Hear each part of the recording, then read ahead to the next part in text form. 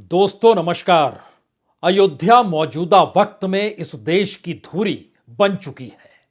चाहे वो राजनीतिक तौर पर हो या सामाजिक या सांस्कृतिक तौर पर हो, धर्म के आश्रय राजनीति का पाठ इस देश को कई मौकों पर पढ़ाने की कोशिश की गई। लेकिन इस देश के उन राजनीतिक दलों ने भी जान लिया, सिर्फ और सिर्फ धर्म के आश्रय सत्ता नहीं मिलेगी। अगर यह मिलनी होती और वोटों का ध्रुवीकरण इस देश में धर्म या धार्मिक अनुष्ठानों के जरिए होता, तो फिर सत्ता तो 1991 में मिल चुकी होती। या जिस वक्त आंदोलन पूरे तेवर के साथ राम मंदिर आंदोलन चल रहा था, उस वक्त बीजेपी के हाथ में सत्ता की लगाम होनी चाहिए थी। लेकिन इस देश के भीतर की परिस्थितियां ऐसी है नहीं। वोटों का ध्रुवीकरण तो कर सकती है, लेकिन आपको समूची सत्ता नहीं दे सकती है। तो क्या इन तमाम राजनीतिक वजहों से या फिर इस देश के भीतर शंकराचार्यों ने जो सवाल राम मंदिर निर्माण और प्राण प्रतिष्ठा अनुष्ठान को लेकर उठाए और तारीख तय करने को लेकर उठाए, उन सवालों ने मौजूदा राजनीतिक दलों को भी, खास तौर से बीजेपी को, अंदर से डिगा दिया है। और आरएसएस के सामने भी एक बड़ा सवाल बन चुका है कि अगर इस देश में चार ही मठ हैं, चार दिशाओं के मठ हैं, उन मठों के शंकराचार्य अगर इस प्राण प्रतिष्ठा को लेकर सवाल खड़ा कर रहे हैं और वो सवाल मौजू है, धर्मशास्त्रों के अनुकूल है, तो क्या वाकई उससे पीछे हटना पड़ेगा? मुश्किल है। जब इस देश में समूची कवायद, खास तौर से सरकार की कवायद 22 जनवरी पर जाकर टिक चुकी है, तो पीछे हाथ खींचना मुश्किल है। लेकिन शंकराचार्यों ने जो सवाल खड़े किए थे और इस देश के तमाम हिंदूवादी नेता, जो कि हिंदुओं को लेकर और धर्मशास्त्रों के मुताबिक राजनीति को साधने से चूकते नहीं हैं, उन्होंने भी कुछ सवाल इस दौर में खड़े किए थे। खास तौर से प्रधानमंत्री मुख्य यजमान कैसे हो सकते हैं? मुख्य यजमान तो वही शख्स हो सकता है जो गृहस्थ हो, तभी कर्मकांड सफल होता है। और प्रधानमंत्री नरेंद्र मोदी अब प्राण प्रतिष्ठा के वक्त मुख्य यजमान नहीं होंगे। हालांकि तमाम अनुष्ठान आज से ही अगले 6 दिनों तक के लिए शुरू हो गए और तय यही हुआ कि दरअसल इस दौर में प्राण प्रतिष्ठा का मुहूर्त निकालने वाले जो पंडित हैं, गणेश्वर शास्त्री द्रविड़, उनका जो कहना है, राम मंदिर में प्राण प्रतिष्ठा कराने वाले पंडित लक्ष्मीकांत दीक्षित जी हैं, उनका जो कहना है, और रामानंद संप्रदाय के श्रीमठ ट्रस्टी के महामंत्री स्वामी राम विनय दास जो हैं, उनका भी ये कहना है कि प्रधानमंत्री मुख्य यजमान नहीं हो सकते हैं, तो प्रधानमंत्री अब मुख्य यजमान नहीं होंगे। श्री राम जन्मभूमि ट्रस्ट के सदस्य डॉक्टर अनिल मिश्रा और उनकी पत्नी मुख्य यजमान होगी। तो क्या यह कहा जा सकता है कि लगातार शंकराचार्यों ने जिस धर्मशास्त्र का जिक्र किया, जिन शास्त्रों के आश्रय राम मंदिर निर्माण और उसके उद्घाटन की तारीख रामनवमी से जोड़ रहे थे, और इस दौर में अर्धनिर्मित मंदिर को जिस रूप में प्राण प्रतिष्ठा की दिशा में सरकार बढ़ चुकी थी, और लगातार उठते सवालों में मंदिर का शिखर निर्माण को लेकर सवाल थे, शिखर कलश की स्थापना को लेकर सवाल थे, शिखर ध्वज को लेकर सवाल थे, तो क्या ये सारे सवाल मौजूदा वक्त में सिर्फ और सिर्फ इस आश्रय अटके रहे कि इस देश की राजनीतिक सत्ता ने चाहा कि तारीख 22 जनवरी, तो फिर प्राण प्रतिष्ठा प्रधानमंत्री करेंगे, वही मुख्य यजमान होंगे? तो ये सारी बातें क्या निराधार हैं? प्रधानमंत्री ने एक पांव पीछे खींचा। हालांकि प्रधानमंत्री लगातार मंदिरों के बीच घूम रहे हैं। वो कल भी थे, वो आज भी हैं, और आने वाले वक्त में कल भी वह किसी मंदिर में ही नजर आएंगे। यानी एक लिहाज से यह तय हुआ कि जो प्राण प्रतिष्ठा होगी उसमें श्री राम जन्मभूमि ट्रस्ट के सदस्य डॉक्टर अनिल मिश्रा और उनकी पत्नी मुख्य यजमान होंगी, और यही दोनों संकल्प प्रायश्चित गणेश पूजा कर 6 दिवसीय अनुशासन की यजमानी करेंगे। और जिस गर्भगृह में जिन लोगों की मौजूदगी होगी उसमें 22 तारीख को यानी प्राण प्रतिष्ठा के दिन प्रधानमंत्री नरेंद्र मोदी भी होंगे, मुख्यमंत्री योगी आदित्यनाथ भी होंगे, राज्यपाल आनंदीबेन पटेल भी होंगी, मंदिर ट्रस्ट के अध्यक्ष महंत नृत्य गोपाल दास जी भी होंगे और सरसंघचालक मोहन भागवत भी होंगे। अभी तो यही तय हुआ, लेकिन इस प्रक्रिया के भीतर यह आखिर में जानकारी निकल कर आ रही है कि प्रधानमंत्री मोदी अपने हाथ से गर्भगृह में अपने जो कुशा और शलाका होती है उसको खींचेंगे और उसके बाद रामलला की प्राण प्रतिष्ठा हो जाएगी और यह ऐलान हो जाएगा।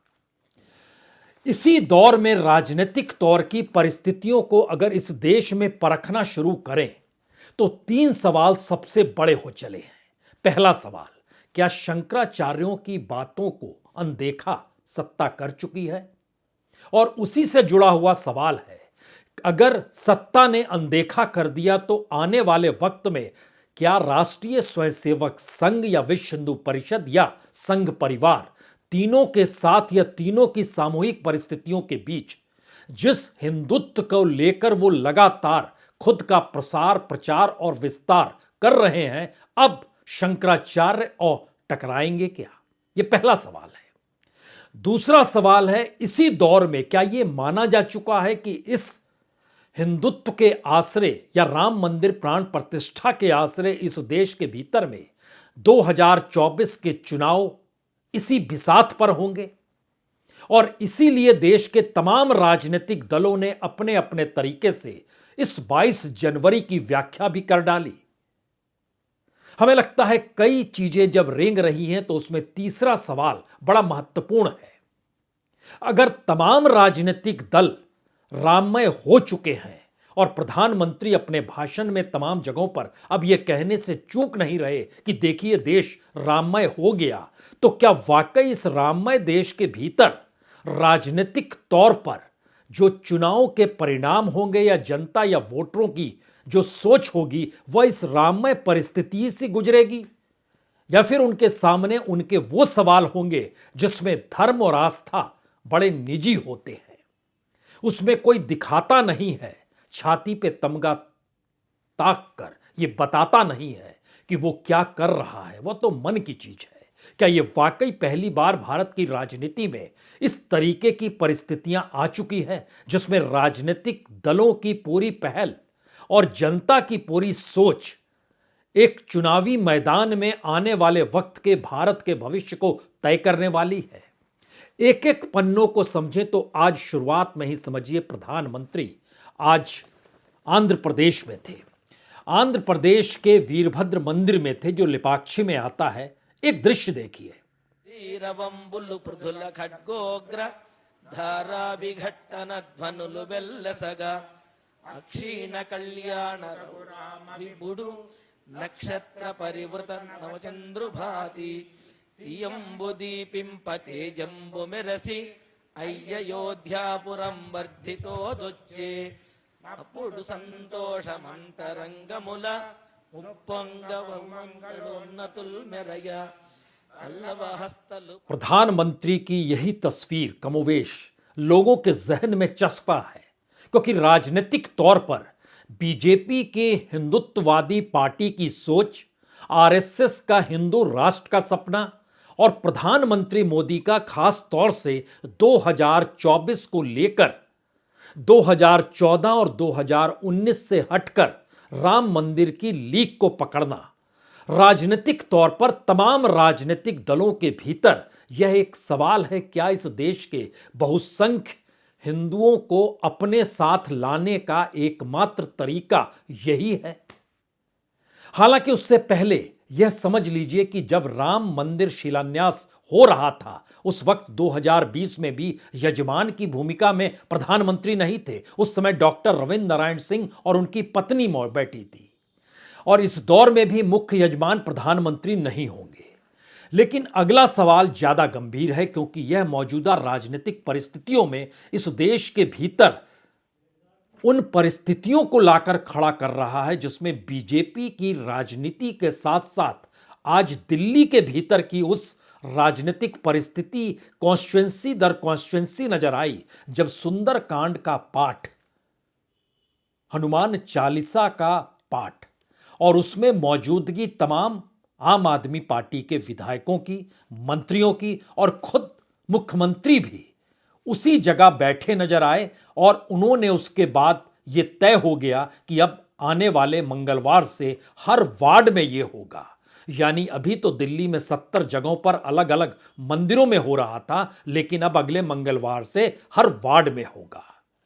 स्कूल और स्वास्थ्य की प्रक्रिया से आगे निकलकर धर्म और सांस्कृतिक परिस्थितियां राजनीति को कैसे प्रभावित कर रही है, यह उसकी एक तस्वीर है। रोहिणी के पुरातन बालाजी मंदिर में मुख्यमंत्री अरविंद केजरीवाल अपनी पत्नी के साथ पहुंचे। जरा सुनिए, देखिए।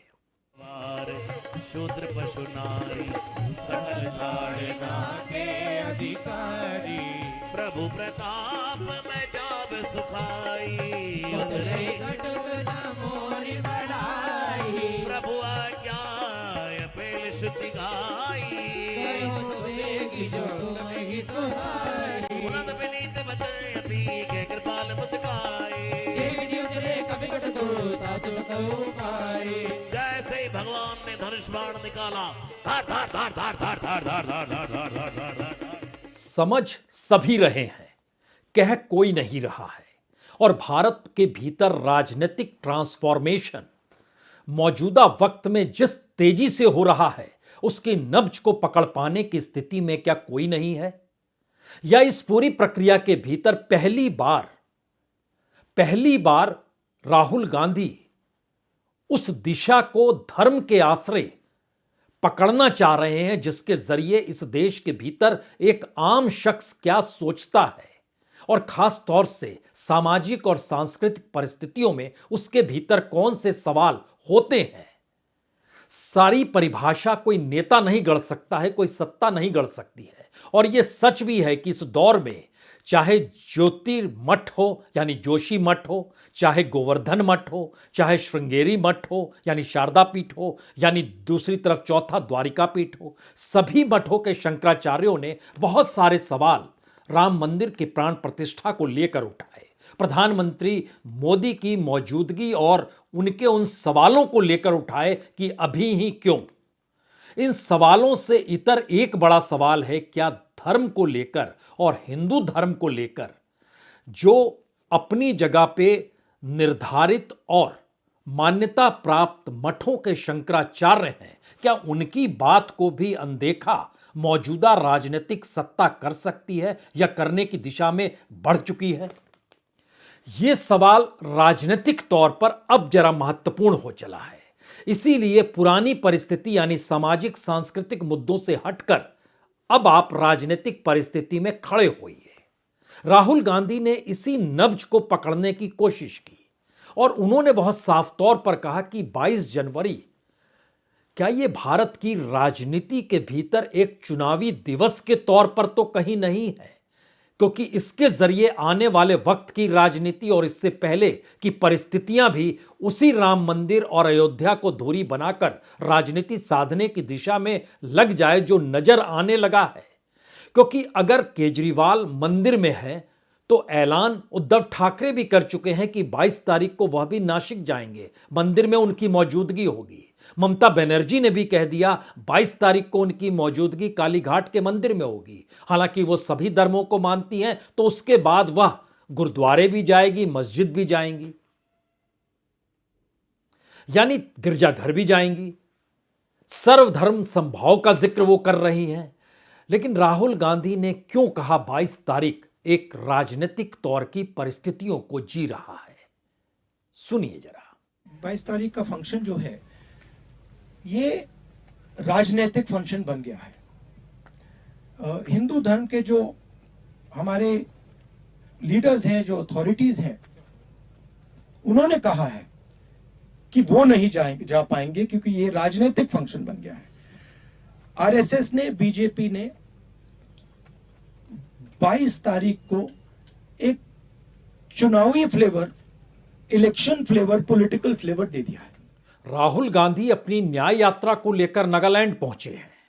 प्रधानमंत्री दिल्ली से उड़कर आंध्र प्रदेश के लिपाक्षी में वीरभद्र मंदिर पहुंचे।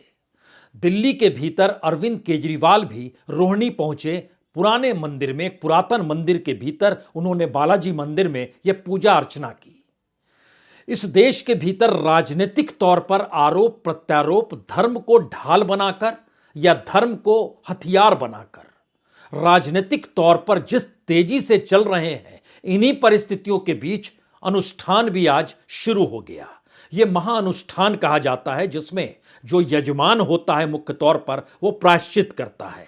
वो सरयू नदी में 10 विधर्नान करता है। यजमान ब्राह्मण का सौर और पूर्वात्राण सहित प्रायश्चित होता है, गोदान होता है, पंचगव्य प्राशन होता है, दशदान होता है, कर्मकुटी होम होता है।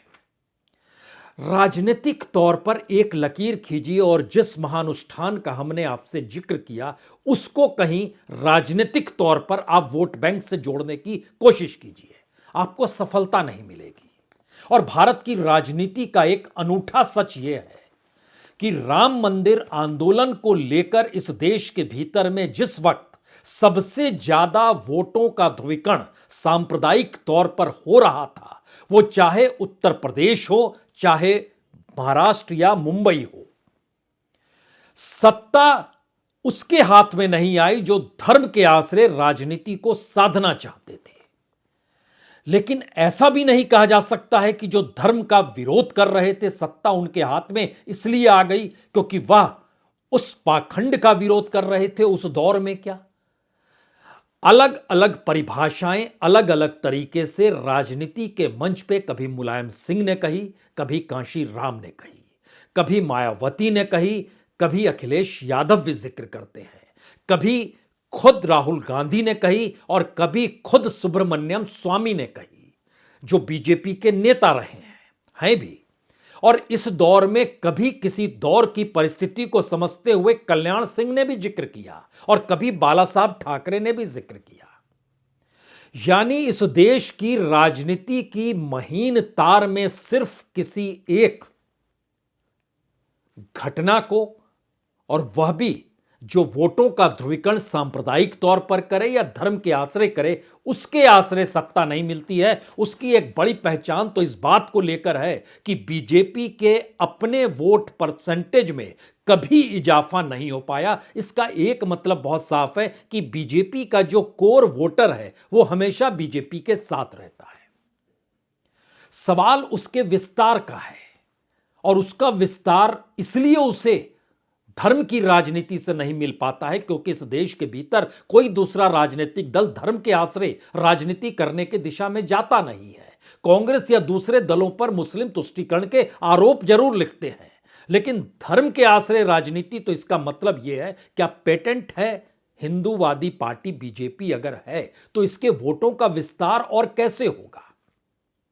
तो क्या 2024 का जो दांव अयोध्या राम मंदिर 22 जनवरी को लेकर खींचा गया और जिस तरीके से शंकराचार्यों ने विरोध किया और तमाम राजनीतिक दल धर्म को मानते हुए, सर्वधर्म का जिक्र करते हुए, अपनी आस्था को अपने दिलों में रखकर राजनीति के मैदान में उतरे, उसने कहीं इस दौर में प्रधानमंत्री तक को परेशान तो नहीं कर दिया? और यजमान मुख्य वह होंगे, यह बात तो शुरू से चली आ रही थी और आखिर में उन्हें पीछे आना पड़ा क्योंकि आरएसएस के भीतर भी बड़ा सवाल इसी दौर में उभरा कि जब सफलता राजनीतिक तौर पर सिर्फ इस धर्म की राजनीति या हिंदुत्व के आश्रय मिल नहीं सकती है, तो फिर इस राजनीति को कितनी दूर तक ले जाया जा सके।